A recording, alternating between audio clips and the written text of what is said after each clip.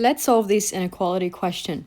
So what we can see is for part A of the question, it was all about graphing. So I went ahead and found the x-intercepts, y-intercepts. G of x was a parabola, so I decided that it is concaving down because of the negative coefficient of the x squared. And I went ahead and found the coordinates of the vertex. If you guys want a more detailed video on how to find those things, shoot me a comment. I'll be happy to do so. And then I looked at part B just quickly while I was solving part A. And I said to myself, since there's the word hence, that means that part B can be dependent upon what I get for part A.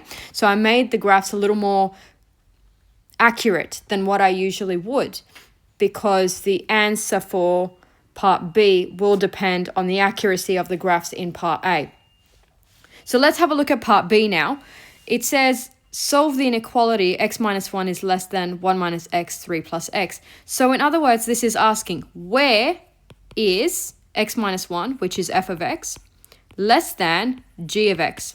In other words, where is f of x, which is the blue line here, less than or below the purple parabola? And we find that that happens when x is in between 1 and minus 4. But of course, it does not include the 1 and the minus 4, because at those points, there is an overlap.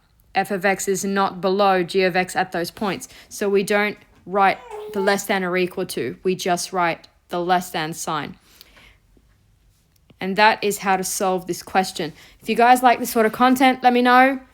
Shoot me a comment, give it a like, subscribe, and more content is coming.